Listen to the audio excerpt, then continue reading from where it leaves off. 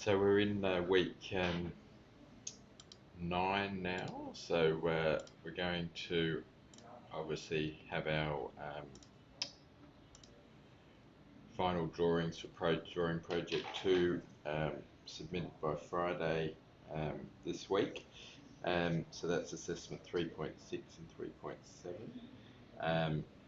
3.6 is the checklist, so just when you're getting through to the end of your drawings, make sure you use the checklist in there, and then once you've done your checklist, you can tick this little box and you'll be able to submit then your final drawings in there as a PDF. That doesn't complete the whole project though. Obviously then there's some notifications etc that come through, and some file structure submissions and your time management calendar again. So but next week we'll be working on introducing project 3, final drawing project. There will be a few other, maybe amendments and things you can be doing through drawing project 2, but you'll have both of them on the go if you need to do that. So in today's class, really I'll just be walking around and working sort of one-on-one with people if they've got any questions or need any help, and then if there's anything that I think is worth sharing with, as a demonstration, I can do that, and I'll also put up on the screen some examples of a completed set of drawings, so you can sort of start to see some of the details, like an example of a stair detail and those sorts of things. So you'll have those on the recording to go back and refer to as you're checking your drawings, just to see if you've got all the right items, etc.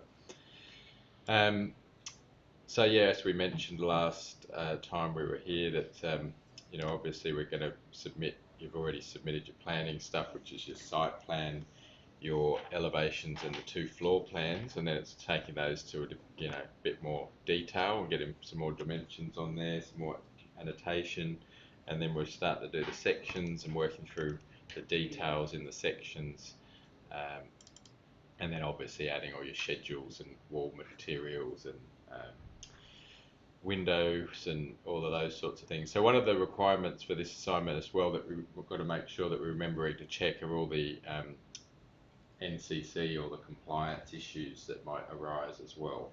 And one of the big ones for this project is the light and ventilation for the bedrooms upstairs. So from the sketch drawings, the windows actually wouldn't work.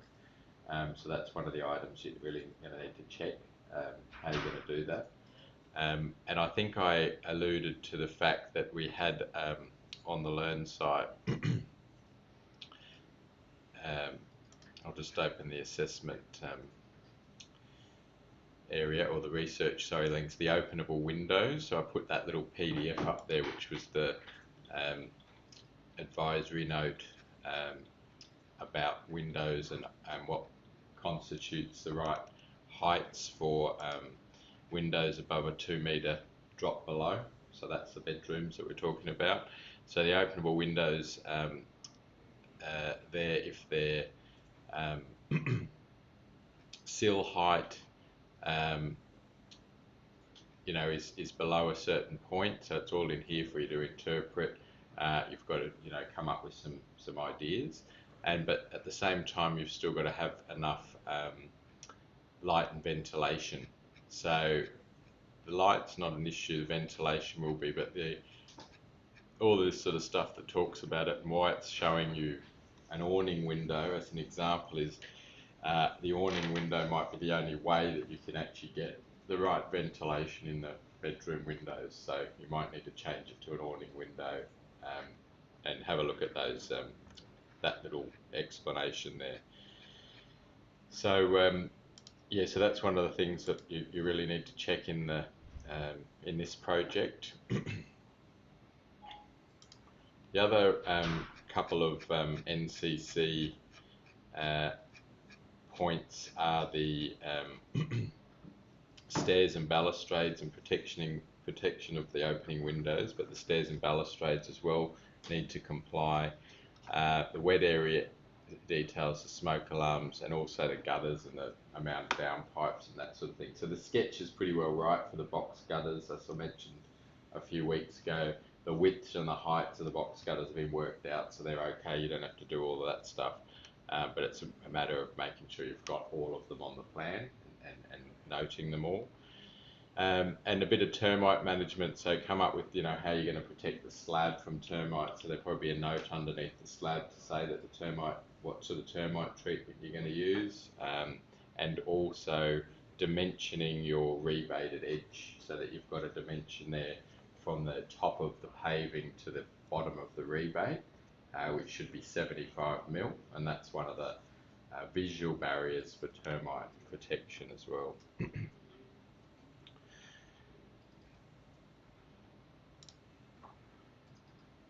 Now, one of the other things that I did mention that I will show you at some stage today, not probably straight away now, is how to come up with your marine wire balustrade. Has anyone worked that out by themselves, or you have? Yeah. Oh, awesome. Yeah. Did I do that, or? I was on a different video. Yeah. So maybe I'll find that video and put it, like, edit it and put it up then, rather than you having to watch me fumble my way through it. And I say that genuinely because it's one of those things that you only ever do once or twice. Once you've done it, you actually save it, as a family, for in your template. So you don't do it too often. So every time I go to show someone to do it, I think, gosh, I haven't done this since last time I had to show someone. So, and that's what Revit's a bit like, and you're probably all experiencing that. The things that you do all the time come naturally. The things that you do once or occasionally in a project, stairs being one. You do one set of stairs per 2-story, but you might have a few 1-story projects in between, and then you always sort of think, oh, what was that thing with the stairs, and those sorts of things.